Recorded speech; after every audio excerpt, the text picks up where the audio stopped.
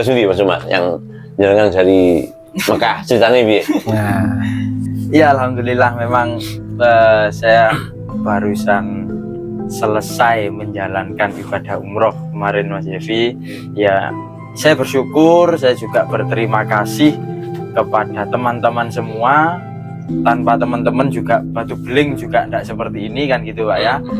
Saya juga mengapresiasi dan saya juga berterima kasih kepada foundernya Batu Beling karena memang benar beliau berprinsip seperti itu yang saya rasakan. Ini kalau boleh ngomong Pak ya, andaikan saya mau, kan saya berangkat 2019 kalau nggak salah Pak, kan gitu kan sebelum ada COVID. Cuman saya mengkaca pada diri saya sendiri, saya ini baru kerja ikut gabung dengan Batu Beling usianya belum 2 tahun gitu Mas Yevi. Saya waktu itu sudah ditawarin sebelum ada COVID, insya Allah 2019, karena di 2017 atau 18 insya Allah 17 akhir ya Pak 2018 kalau nggak salah, saya 2019 sebelum COVID gitu. Saya ditawarin, saya lebih memang saya masih belum pantas gitu aja waktu itu pikiran saya. Terus kemarin setelah ada info umroh dibuka, saya ditawarin lagi sama beliau. Bukan ditawarin, pokoknya sampean udah berangkat Mas gitu. Pokoknya karena biar segera rolling yang gantian dengan yang lain gitu. Beliau waktu itu ngomongnya. Saya berangkat insya Allah tanggal 3 Oktober kemarin, saya pulang tanggal 11 Oktober kemarin. Ya alhamdulillah memang nikmat Mas Yevi. Nikmat gak karu-karuan ibadah di sana itu, Masya Allah. Ada beberapa aturan baru dari Arab Saudi memang Pak. Antaranya yang saya bayangkan, saya niat ibadah, saya minta sehat. Yang saya bayangkan, saya dari rumah itu pokoknya aku ibadah, pokoknya aku gak ono tungolio selain sehat, karena nikmat utama di sana itu hanya sehat, nikmat utama. Saya bayangkan itu kok aku karena bulan Maulid Mas Evi ya, nanti saya baca Maulid di Raudhah, saya gini, ternyata ada kebijakan dari pemerintah mungkin Pak ya, di Raudhah itu dibatasi. Jadi dibatasi dalam artian gini, ini mungkin juga informasi buat yang akan umroh ya, saya doakan semua bisa berkunjung ke Baitullah. Jadi informasinya gini, di Raudhah itu dibatasin itu dari travel itu hanya 1 kali. Jadi ada aplikasi nusuk, aplikasi dari Arab Saudi gitu, kita daftar Mas Evi, daftar, masukkan nomor visa sama nomor paspor, kita pilih hari yang mana, jam berapa gitu. Nah itu travel. Misalkan kalau kita tambahan pribadi kan, saya di Madinah itu 3 hari, saya di Madinah 3 hari. Jadi kan kalau hari pertama saya ke Raudhah kan ada 2 hari nganggur, eman-eman kan gitu, karena Raudhah itu kalau kata Nabi kan, ma baina baiti wa mimbari raudhatu min riyadil jannah. Itu kan antara rumahnya Nabi dengan mimbarnya Nabi itu adalah taman-taman surga.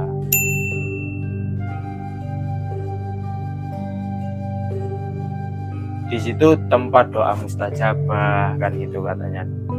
Di situ tempat dulu kalau Nabi bilang kalau berdoa di situ cepat dimustajabah kan gitu. Yang diharap-harapkan di Madinah kan di Raudhah sama ziarah ke makamnya Nabi kan gitu. Jadi itu alhamdulillah saya ke Raudhah bisa 2 kali. Jadi ada cerita tersendiri. Hari pertama saya ikut travel Pak, hari pertama. Hari kedua karena kan saya belum pernah umroh Pak, wis desek-desekan melebu, nggak tenang di Raudhah pertama ini, kayak kurang puas gitu loh. Di akhir doa saya minta takdirkan saya untuk kesini lagi. Gitu. Besoknya nekat tak coba sama teman-teman satu kamar itu Mas. Ayo nang Raudhah maneh, carane persis kayak kemarin gitu. Kok nek dicegat askar atau polisinya nggak boleh masuk gimana? Kan harus ngisi aplikasi. Bismillah. Iki kan makame Kanjeng Nabi, omahe Kanjeng Nabi, ayo sholawat sing akeh, ayo salam sing akeh nang Kanjeng Nabi supaya awak dhewe diceluk. Itu guyonan saya sama teman-teman. Ayo sholawat sing akeh wis. meneh diniati ya nang rodo. Besoknya setelah sholat asar caranya persis kayak cara yang dikawal sama travel Pak, gitu. Ngikutin setelah sholat asar langsung lari ke pintu antrian itu, kok dilalah ketemu mutawifnya travel yang saya ikuti. Loh Ustaz, kok ke Rodo lagi? Ini ngantarkan bapak ini, Pak Budi ini orang Probolinggo ini kemarin hilang Pak pas desek-desekan gitu. Loh sampean mau ke Rodo lagi? Iya Ustaz, bismillah, nanti kalau enggak boleh gimana gitu katanya. Bismillah Ustaz gitu kan gitu. Ya alhamdulillah ketemu itu tadi, memang dicegat, di stop sama penjaganya itu. Enggak tahu bahasa yang disampaikan mutawif apa, ngomong intinya ini kemarin belum masuk ke Rodo, ketinggalan jamaah mungkin gitu. Akhirnya mutawifnya yang ngalah. Ya sudah, biar masuk aja sendiri ini saya berempat yang tinggal satu, biar masuk sendiri berlima ini, tapi sama jangan ikut. Mutawifnya akhirnya ngalah. Mutawifnya ya sudah enggak apa-apa gitu. Masuk itu kan kedua, tahu caranya, jadi lebih tenang, nggak harus lari-lari kok masuk Rodo itu. Sekarang kan karena dibatasi itu tadi, enggak lo uyel-uyelan Pak. Ceritanya dulu kan seperti itu, uyel-uyelan. Memang di pertama itu kalau yang tahu kan ada beberapa tiang-tiang yang mustajabah, jadi rebutan di tiang Aisyah, ada rebutan yang benar-benar di mimbar Nabi, di gitu kan, rebutan gitu Pak. Ya di situ masuknya ternyata hari kedua tenang, maksudnya sudah tahu, sudah pasti bisa sholat, sudah pasti karena dibatasi itu tadi, sudah pasti bisa sholat, bisa berdoa dengan nyaman. Akhirnya yang kedua saya nyaman, enak gitu. Jadi alhamdulillah komplit. Dulu nih wis disebut kuwabe sampai mentok gitu. Yang jelas ya insya Allah harapan kita sama, pengen perusahaan tetap berkembang, teman-teman saya bisa berkunjung ke Baitullah, yaitu itu doa-doa yang antaranya yang saya sebut gitu Pak. Saya juga tidak mau kunjungan saya ke makam ini terakhir ya gitu. Saya pengen kembali lagi ke sini, ya itu antara doa yang saya sampaikan di Madinah. Nah, itu, selama di sana Mas Umar, ada ndak cerita-cerita lucu atau cerita unik lah? Harusnya ada ya, cuman gini, karena saya memang niatnya, alhamdulillah saya diingatkan juga sama orang tua, sama kakak saya, niatnya teman-teman di Toto gitu. Saya memang benar-benar niat ibadah, niat di Madinah. Apa yang saya inginkan sudah tercapai. Maksudnya apa yang saya inginkan gitu. Saya penasaran Pak, di mana imamnya Masjid Nabawi ini posisinya di mana. Saya pengen tahu, saya pengen benar-benar di samping atau di belakangnya imam gitu. Saya tahu posisi imamnya, saya tahu posisi muadzinnya, yang adzan itu saya tahu. Semua di area Raudhah, yang kita hanya bisa mendekat di arah Raudhah karena ada batasan gitu. Saya tahu semua. Dan kalau dikalkulasi, ketika pola hidup yang saya terapkan di sana, saya terapkan di Indonesia, mungkin saya langsung sakit gitu.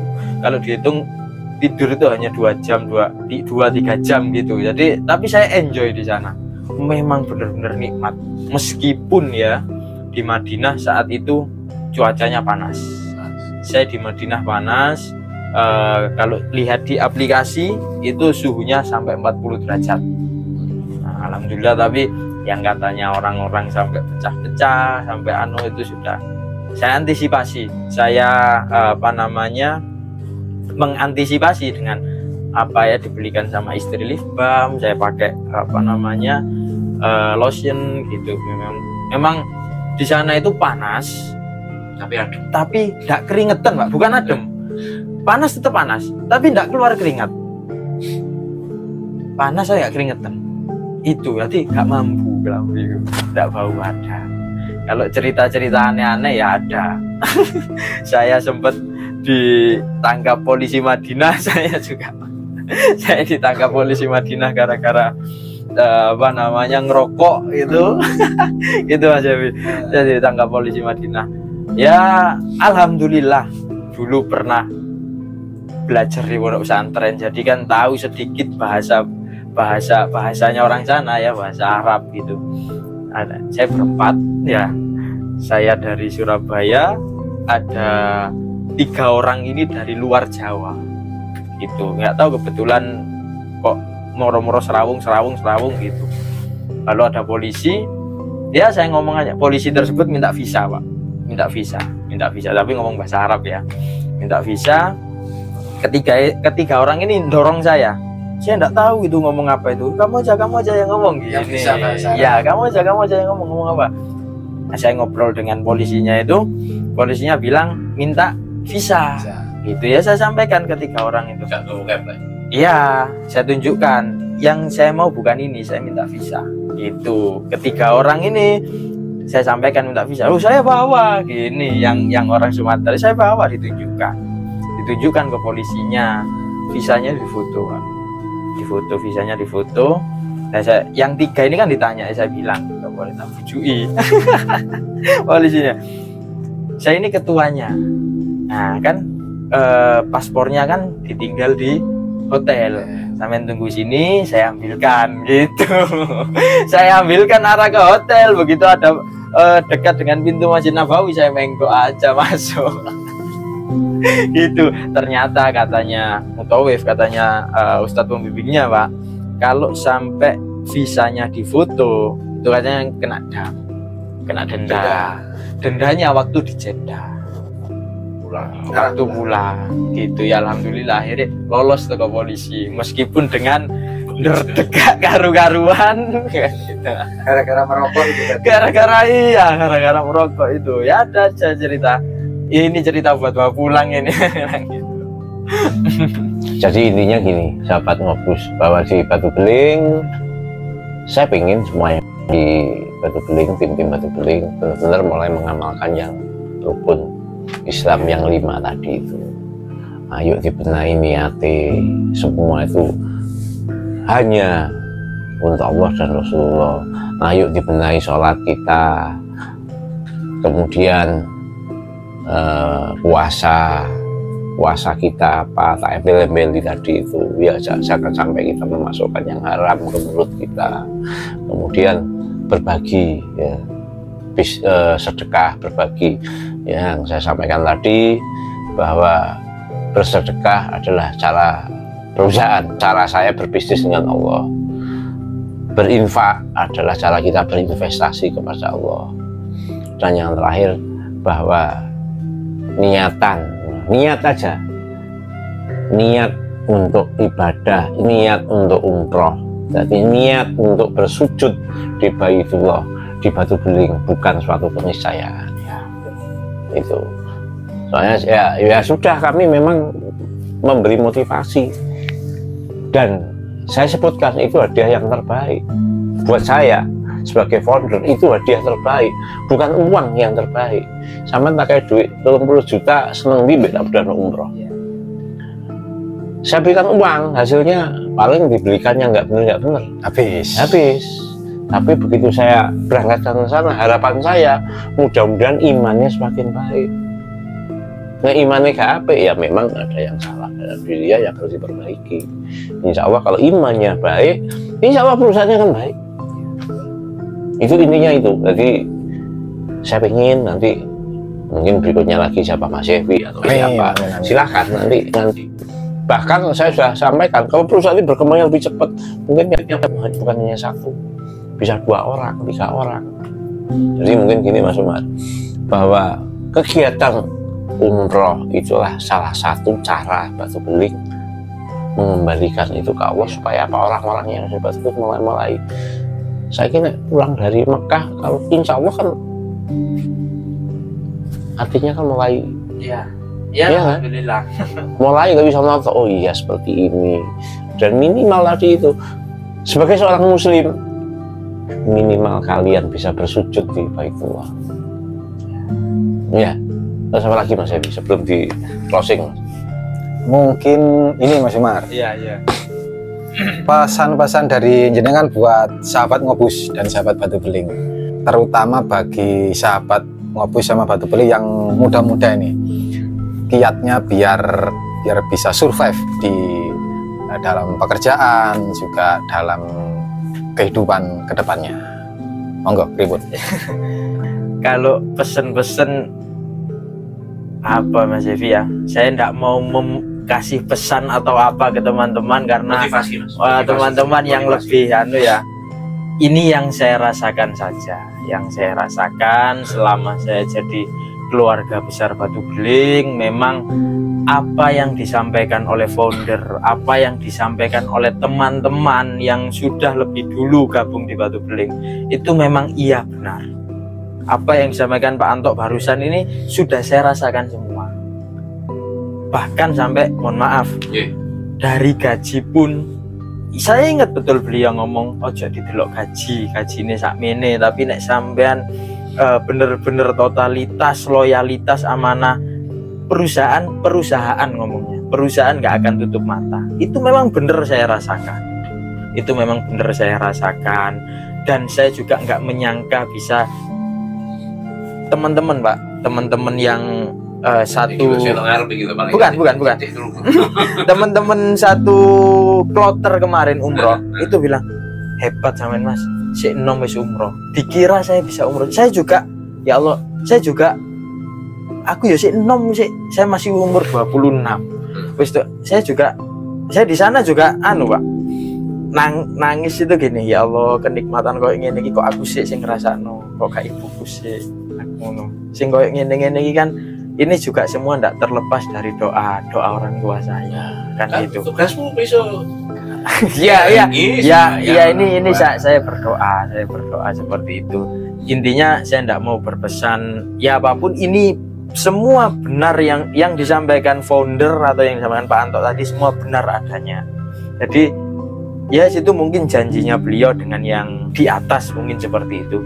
Kalau terkait program-program yang disampaikan Bapak tadi, saya seneng Pak. Seneng itu, saya kan memang ditanamkan dari kecil hidup di pesantren. Ya siapa yang tidak mau saya mengulang dengan masa lingkungan pesantren. Kalau Bapak tadi menganggap jamaahnya di sini nanti bisa seperti itu, ya bagus memang. Ya mungkin gini, ini bukan pesan ya, saya hanya tahadus binikmah ya, saya hanya cerita apa yang pernah diceritakan guru ke saya. Simpelnya begini, kalau tadi Bapak bilang rukun Islam, rukun iman gitu kan, rukun Islam kan ada 5 ya Pak ya, ada syahadat, ada sholat, ada zakat, ada puasa, ada haji kan gitu ya.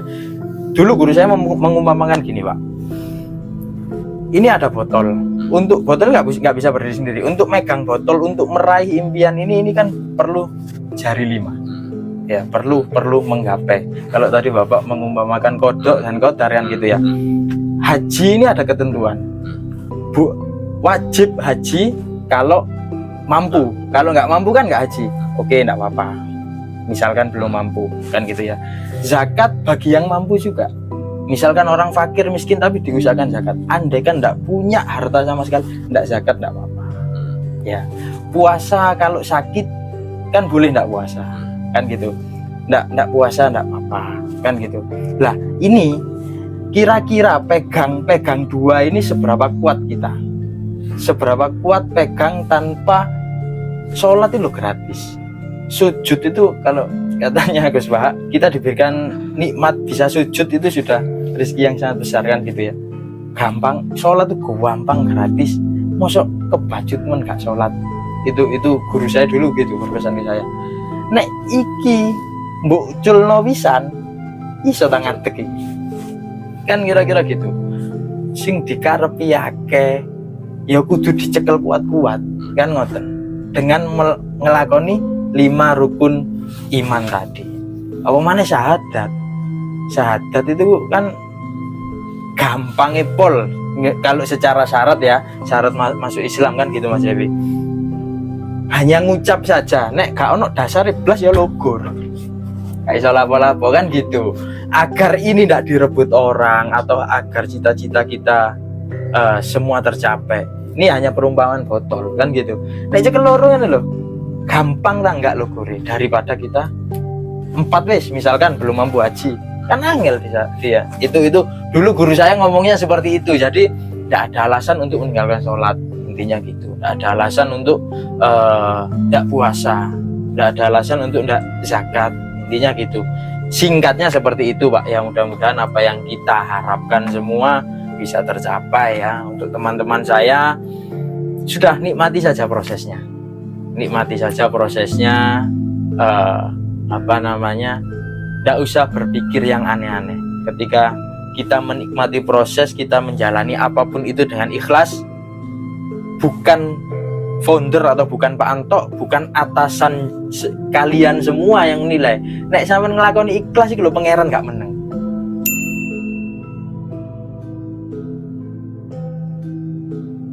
Itu yang saya tanamkan. Nek ngelakoni apa-apa ikhlas saya wis kenceng ae, ikhlas saya wis. Meskipun gak didelok atasan, meskipun gak didelok pemilik, gak didelok founder, pangeran iki lho gak meneng. Malaikat pangeran iki akeh. Itu yang saya tanamkan. Jero lho ya. Nah, apa yang Mas Malki jero lho ya. Ya biasa. Nah, ini hanya tahatus binikmah. Bener Mas, tapi saya pribadi ya, saya pengen yang ada di Batu Beling ini bisa mengikuti pemikirannya Mas Umar. Pelan-pelan Pak, karena semua akan tercapai dari keinginan masing-masing. Jenengan ingin seperti itu, saya juga ingin nyaman Pak hidup di lingkungan pesantren gitu. Saya juga gitu. Nanti teman-teman ketika semua menginginkan, tidak ada alasan Allah untuk tidak mengkabulkan gitu loh Pak. Ya apa gitu ya. Insya Allah perlahan, proses tinggal nanti prosesnya. Makanya kan ini berproses ya kabeh menuju proses kan perlu waktu ya, perlu penyelarasan. Makanya mungkin dengan yang tadi itu Mas Umar jadikan Batu Beling kayak madrasah untuk siapa, untuk kita belajar bersama ya, supaya proses itu lebih cepat ya kan ya. Saya nggak lalu bingung, barangkali ada tim yang mau keluar, mau apa, mau risetnya nggak bingung. Saya punya keyakinan siapapun yang mau riset berarti kan belum nyaman dengan apa yang sekarang, dia belum bisa berproses. Tapi insya Allah Allah akan mengganti nanti dengan orang-orang yang mau berproses. Jadi yang baru-baru, yang minimal kalian bisa tanya di senior-senior yang sudah ada. Senior nggak harus tua, tapi semua untuk mematangkan itu perlu proses. Prosesnya hati ya, saya lebih menilainya ke hati, mengenai sinergi hati dengan iman. Insya Allah kamu akan lebih enak. Dan saya pengen ya, alhamdulillah Pak Sis, Mas Umar ini saya sebut karena terakhir dia termasuk orang-orang yang nggak pernah menanyakan gaji, nggak pernah menanyakan apapun, nggak pernah. Kenapa? Semakin orang itu menanyakan gaji, berarti mereka di pikiran saya, oh berarti orang ini minta dihitung. Ya, kalau sudah orang mulai berhitung, berarti kan keikhlasannya sudah mulai dipertanyakan. Rasanya gitu Mas. Kalau orang udah, wis Pak berproses, ya wis tidak ilah Pak, kuliahnya tidak ilah tadi, kita berproses enak. Aku pun memberi ke Pak Sis, Mas Umar, ke yang lain itu. Ya sudah, karena rezekinya dari Allah. Batu Beling bisa seperti ini bukan karena saya, tapi karena semua. Itu Mas Yevi. Ya sedikit saya nyambung tadi Pak ya, untuk teman-teman mungkin ya yang disampaikan Bapak tadi, keinginan untuk menjadikan ini sebagai apa ya bahasanya beliau madrasah atau tempat belum menemukan itu. Untuk tempat belajar. Jadi gini, belajar itu tidak harus berhadapan dengan guru. Belajar itu bagaimana apa yang kita inginkan dari sesuatu dengan lingkungan yang ada itu bisa belajar juga. Belajar itu tidak harus hadap-hadapan ono guru nih, tidak harus seperti itu. Belajar yang lebih enak itu ya belajar dengan kehidupan ini.